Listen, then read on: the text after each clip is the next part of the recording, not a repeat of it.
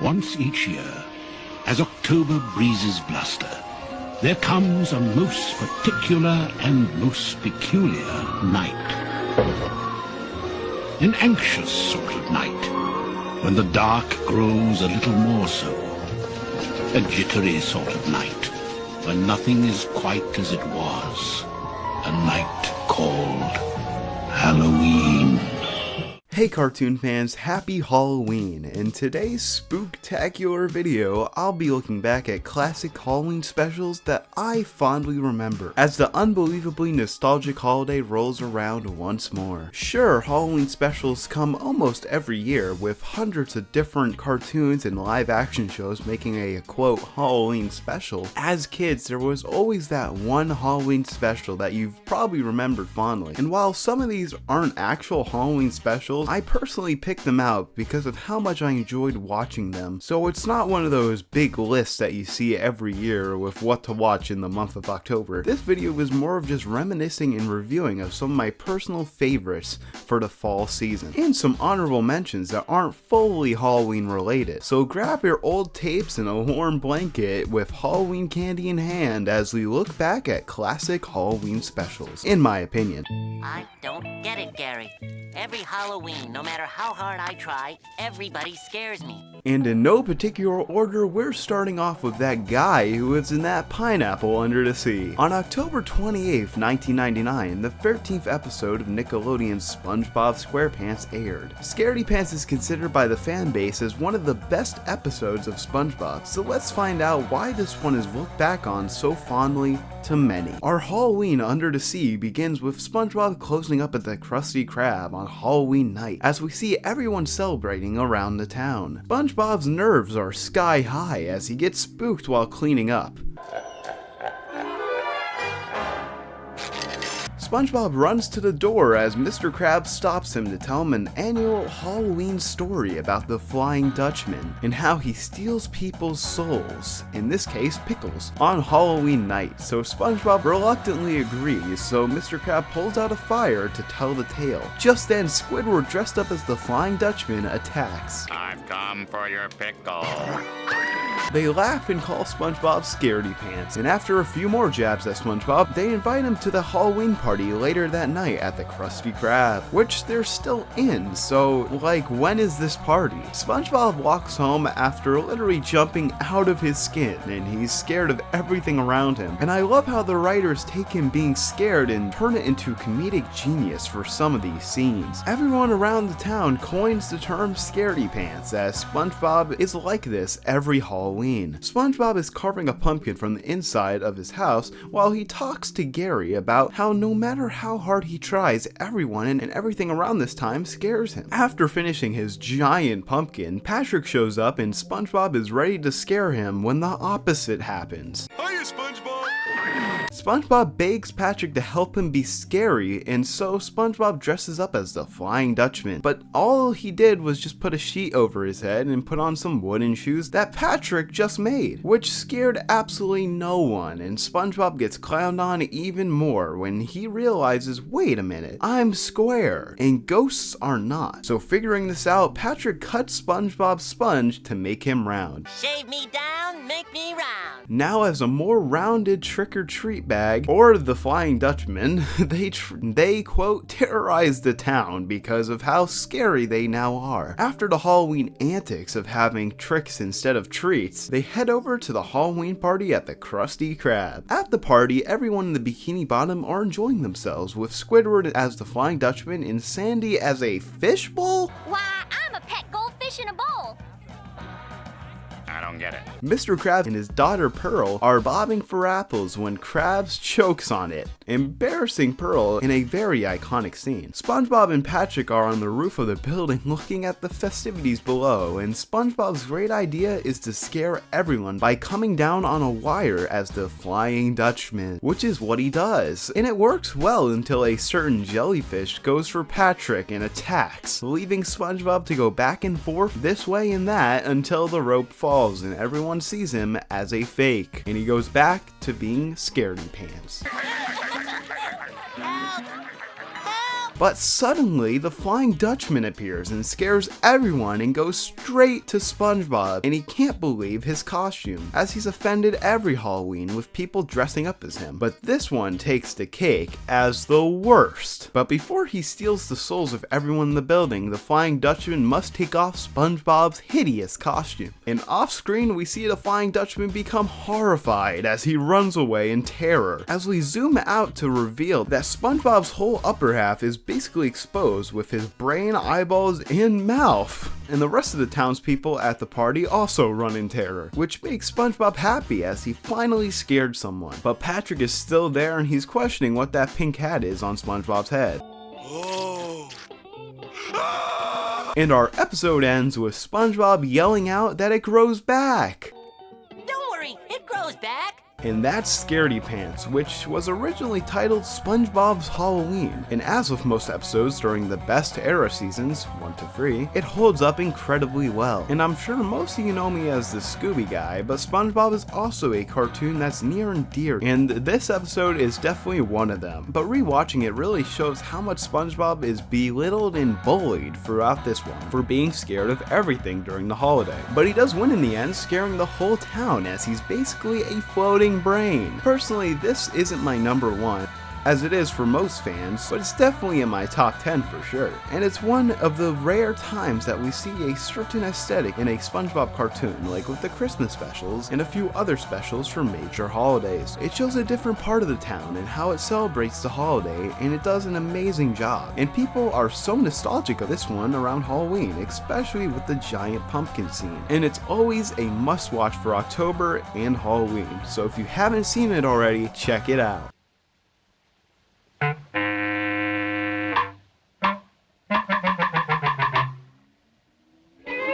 Now this can't be a Halloween video without talking about the one that started it all. On August 22nd, 1929, the first Disney cartoon Silly Symphony was released. The Skeleton Dance is the original Halloween special and one of the most popular Silly Symphonies, and the skeletons that were featured in it are synonymous with the Disney franchise, even to this day, with the recently released plushies of the skeletons for Disney's 100th year anniversary. Also, in January of 2025, this short entered the public domain in the United States after its copyright was renewed in 1957. So my question is, when's the Skeleton Dance horror movie coming out? This short musical film with only a runtime of 5 minutes starts us off with nightfall at a church cemetery, with howling dogs, hooting owls, and fighting cats, with mischievous things happening around when 4 skeletons rise from their graves to dance around the cemetery and have a spooky fun time, dancing and playing music by using each other as instruments. And so the skeletons party until the rising of the sun, where they frantically rush back to their graves, forming a skeletal dinosaur looking thing to get back faster.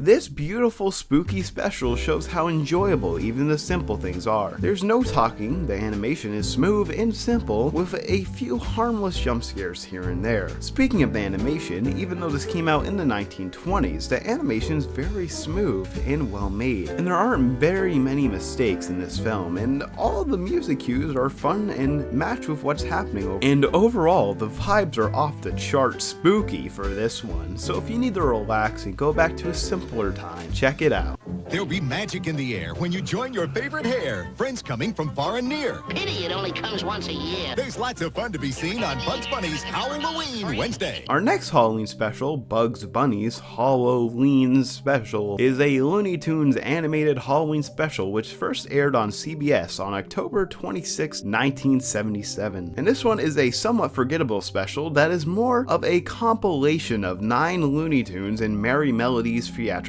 shorts that make the runtime as well a special. And it's very interesting how these shorts are mixed up together to create a somewhat seamless flow, even though the shorts are from 1948 and 1966, including all 4 cartoons featuring Witch Hazel as the primary antagonist in this one, with different characters like a Mr. Hyde and Bugs Bunny short mixed with a Tweety and Sylvester, in which Tweety also turns into a Hyde-like creature in some really funny films. Emergency! Hey, Doc! Oh, Doc! Doc! Oh, there you are! Hey, Doc! You bad old putty tat! Back to the main story, in which Daffy's nephew gets scared by a witch while trick-or-treating. So Bugs, dressed in the same witch costume as Daffy's nephew, goes to talk to the witch, and she welcomes him thinking that he's a fellow witch. So they talk for a bit when Bugs takes off his mask to reveal to her that he's a bunny. A rabbit? Yeah, couldn't tell, could Discovering this newfound information, she's gonna make a witch potion out of this bunny. So they chase up and around to a castle even. After that, she finds Speedy Gonzales to take her place as a witch while she goes on vacation. So Daffy pulls up, and of course Speedy does an even worse job being a witch. I change him into something. I do not know what. Oh, what a botched up job! Additional Halloween festivities unfold with a series of spooky encounters, including Bugs' transformation into a strange creature, with Sylvester and Porky Pig staying in a supernatural haunted house, with Porky thinking everything's okay, but Sylvester knows something is up, with things around trying to kill Porky. We'll straighten the whole thing out in the morning. In the end, we move back to Bugs Bunny and the witch as she tries to catch Bugs but fails when Bugs turns her into another rabbit and they instantly fall in love with each other? What an ending! But after all, who wants to be alone on Halloween? This Halloween special is classic Looney Tunes fun, and that's all it has to be. It's Looney Tunes, not cinema, but it also does an amazing job at being spooky, and in the nicest way, it's a generic Halloween time. Like I say with everything, and especially this one, check it out. Autumn kisses we knew are beautiful souvenirs. Back in 2014, Cartoon Network aired Over the Garden Wall, a miniseries created by the insanely talented Patrick McHale, who you might know from, of course, this show and Flapjack, and of course, Adventure Time. This show consisted of 10 episodes that were broadcast throughout the week of November 3rd to the 7th in 2014. McHale directed all of the episodes, with Nick Cross as the art director and Nate Cash as the supervising director. This fall-themed show is considered a critical and popular success, winning a 2015 award from the National Cartoonist Society, so I had to feature this one as one of our honorable mentions. Now this might surprise you, as this list is Halloween specials that I fondly remember. Well, I haven't actually watched Over the Garden Wall. I know, but this sounds so hypocritical on my part, but I had to mention this show for anyone who doesn't know about it because it is an artistic masterpiece. And sure, it doesn't make any sense for me to talk about it because of course, I haven't even watched it yet. So this might seem goofy and stupid, but trust me, I will be making a standalone video on this, so this will kind of be your warm-up for what's to come on the channel. Now, for anyone who doesn't know about Over the Garden Wall, like me, this series features two half-brothers, Wart and Gregory, who have become lost in a mysterious wood called the Unknown, and attempt to find their way home with the help of a woodsman and Beatrice, the bluebird, with the presence of the unknown forest as a menacing scenery. Although there are many moments of playful fun involved, what really sticks to people who watch this series, besides the amazing story, is the scenery in general. Of all the places they go, and it oozes the late fall look in such a unique and artistic way. Anyways, I know I've made some fans mad because I still haven't watched this amazing fall show, so I'm gonna go do that now. Let's move on. I want you to open your mouth and say, ah. Ah yes, Courage the Cowardly Dog. How can I make a Halloween video without talking about this disturbing, nightmare-inducing, otherworldly feeling horror comedy for kids that lasted from November 12, 1999 to November 22nd, 2002. And over the spooky season, you gotta look back at the most popular episodes that gave everyone nightmares. Return the slab. Return the slab. The central plot of Courage the Cowardly Dog revolves around a pink dog named Courage who lives with his owners Muriel and Eustace Bagg, who live in the middle of nowhere. Sounds familiar, right? I'm taking this right from the intro of each episode because it pretty much explains the whole series. Each episode there's always something crazy happening in nowhere. Coming from the mind of the even more crazy John R. Dilworth, he wanted to make this series spooky and scary, but not to the extent that parents won't let their kids watch. And most of you who've watched Courage put it on one time and saw a super scary episode and decided to never watch it again, which is the most common experience for Courage the Cowardly Dog, just because of how strange of a show it really is. With unique animation and different computer and live action styles, this show bended what a cartoon could be and made it something insanely unique and scary, for the lack of a better word.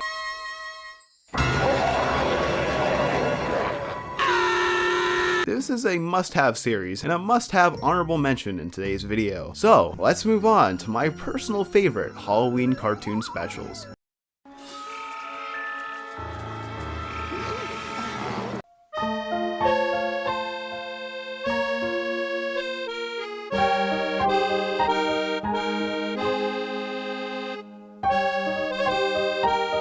A Scooby Doo Halloween is a somewhat not talked about Scooby special during the What's New era, and it's a simple look back at the original series, airing October 25th, 2003 as the 6th episode of the 2nd season of What's New Scooby Doo. When I made my biggest and most popular video on ranking all of What's New Scooby Doo, I ranked this one at number 2. So let's see why it holds up, if, and only if, you put on those nostalgia goggles to join me on this Halloween journey. Our special begins with the gang solving another mystery of some swamp creature that similarly gets caught like the witch and zombie from Scooby-Doo Where Are You? And as they explain how the villain did it, Shaggy and Scooby are tight on time and are making the gang speed up because it's almost Halloween and they want to get on the road to get to Velma's aunt's place for Halloween. So off they go with Shaggy absolutely ruining the mystery machine. You're killing my mystery machine! But once Fred takes over, Shaggy and Scooby are officially starting a countdown till Halloween and can't wait to see Kiss perform, because for some reason they're in this special and are performing on Halloween. I would expect Black Sabbath to do that one instead. Once they arrive, we see that Banning Junction really gets in the whole Halloween spirit, like many Halloween towns like Sleepy Hollow in Salem today. We meet Velma's cousin and aunt and uncle as they explain why the town is acting strange, as the curse of Hank Banning is haunting the town, and something else messing up the cornfields, which is what the townspeople are mad about. And we also get to meet Marcy, Velma's cousin, and also Daphne's new rival, that she'll be jealous of the whole episode because she keeps hitting on Fred. Neat! How very retro of you, Blondie. I like that. Anyways, no one is super worried about all this haunting stuff, but the town is kind of becoming a tourist attraction for Halloween, with people expecting a ghost to show up. On Halloween morning, Shaggy and Scooby are having a fun time around the town, carving pumpkins and scaring each other, with Fred and Marcy doing the same.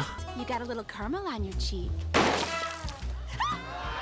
And then the mayor appears to talk about how big of a turnout Halloween is this year, and how everyone thinks that the ghost of Hank Banning is gonna show up at the Halloween party that night. Just then, a man named Curtis shows up to tell him that it happened again. What happened, you might be asking? Well, something struck the cornfield, creating Halloween symbols that the gang found out about by going up to the water tower, and they also find a glove up there too. Then Agnes appears and tells them that Hank Banning made these patterns, and talks a bunch of crazy mumbo jumbo of an old wives' tale that's supposed to come true today. But the gang still thinks someone's behind this, and Daphne is quick to blame Marcy, so they split up, with the gang going to the library to find more information and Shaggy and Scooby going to Agnes's house. And that doesn't go well.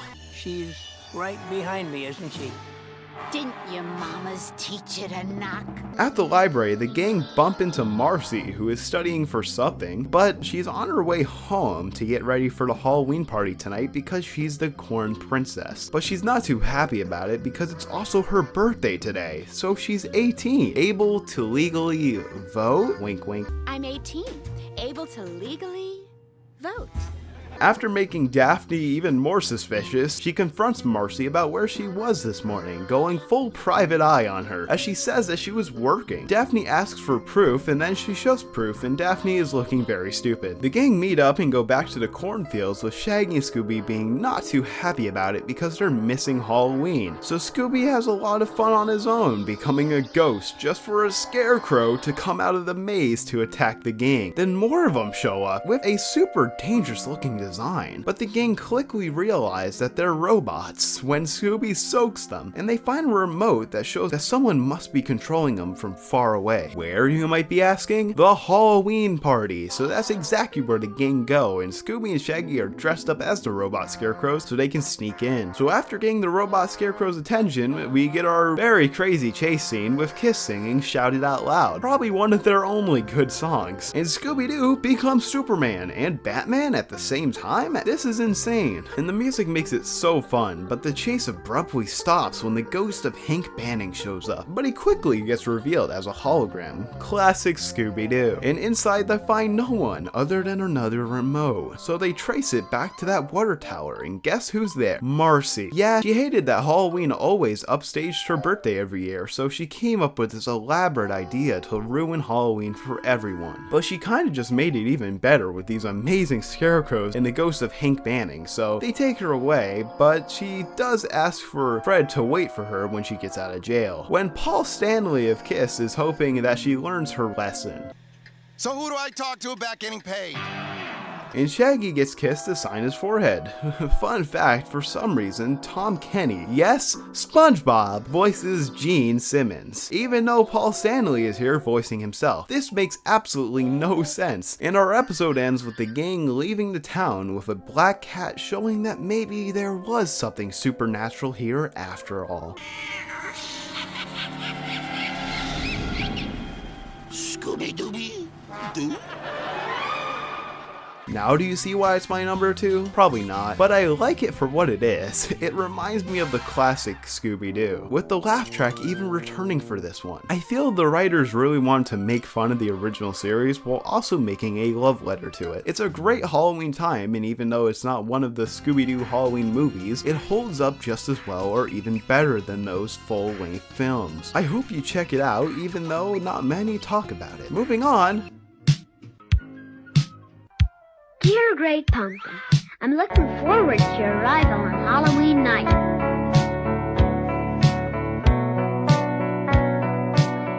We finally made it to, well, the final. And of course, if we're being technical, my favorite, and probably the most watchable on this list, as the same for A Charlie Brown Christmas, which I'll be covering soon. It's the Great Pumpkin. Charlie Brown is the successor to that insanely popular special, and just like that one, this one still airs in October to this day, nearly 60 years later. And of course it holds up. Sure, you've probably seen it a million times by now, but it's perfect for what it is, and it's surprisingly more simple than I remember, so let's look at it. On October 27th, 1966, It's the Great Pumpkin. Charlie Brown released as a critically acclaimed animated TV special based on the comic strips by Charles M. Schulz. It was the first Peanuts Halloween special, obviously, and the third Peanuts special overall to be produced and animated by Bill Melendez. Now, something you probably didn't know about this one is that it was never supposed to come out, as writing team thought that it wouldn't hold up to the popularity that A Charlie Brown Christmas created. But man, were they wrong, as Schulz insisted on making this a reality, and I'm so happy he did. The program was also nominated for 2 Emmy Awards for Outstanding Children's Program, and still gets media releases and plenty of toys and books made to this day. It truly stands its own ground next to A Charlie Brown Christmas as one of the most popular Peanuts specials ever made. Our special begins with Linus and Lucy heading out to the pumpkin patch to pick out a pumpkin, in which they find a huge one to bring home to make jack-o'-lanterns with Linus having to carry it over to our title card intro thing, in which we see the kids in their Halloween costumes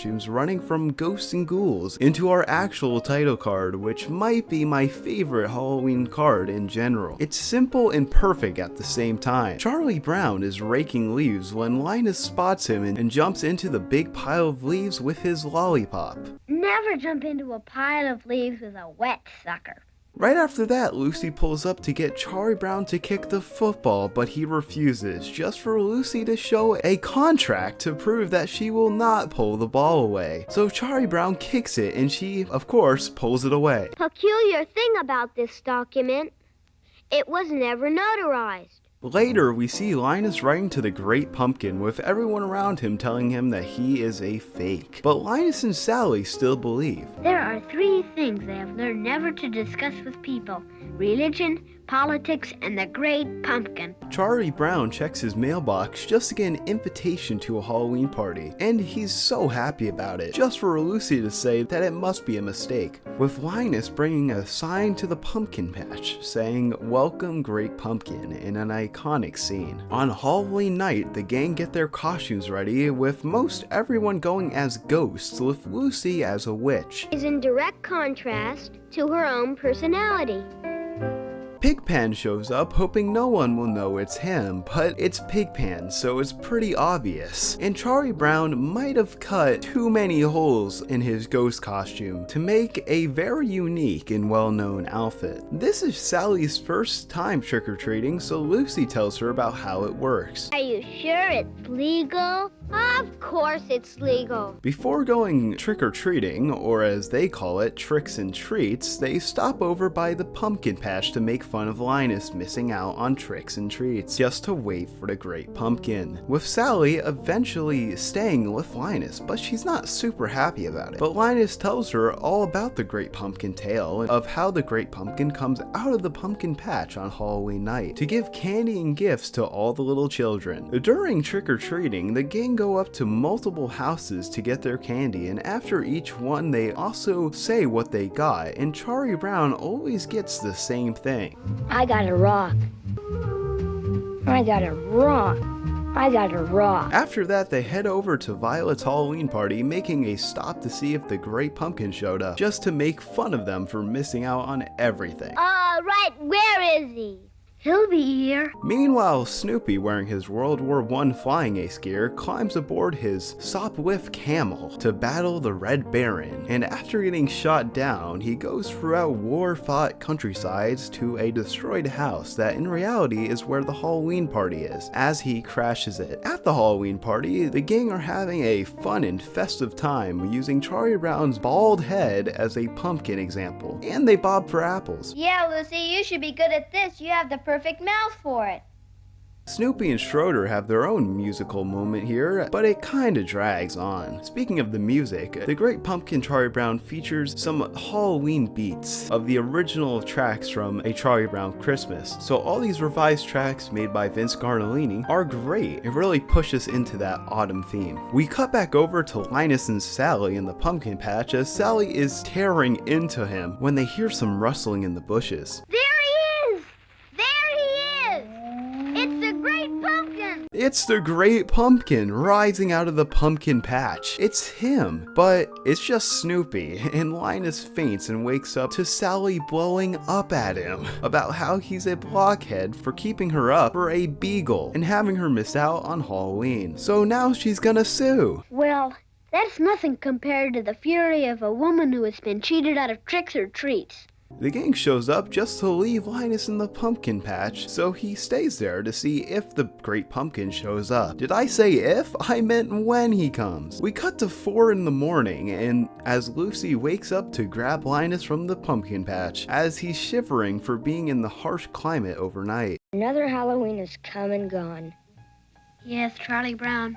Here at this same time, I'll find a pumpkin patch that is real sincere, and I'll sit in that pumpkin patch until the Great Pumpkin appears. It's the Great Pumpkin Charlie Brown is an all-time classic, and for some reason, people remember the Great Pumpkin actually showing up in the episode. I personally don't remember that happening, but you never know. The scenery and backgrounds used really show the autumn theme to perfection, and it's a great time. Fun fact, The Simpsons, in a Treehouse of Horror segment, parody the special. Pretty cool, right? Anyways, does this special live up to the hype of the Halloween season? It sure does. It's kind of a simple Peanuts special that reminds you of the comics with all the different cutaways in the beginning, and everything comes together in the end, with Snoopy's subplot merging into him becoming the Great Pumpkin. Sure, some scenes drag out, but it's whatever. Anyways, what do you think about this one and all the other specials that I've looked at today? Let me know everything you think in the comments down below, and happy Halloween!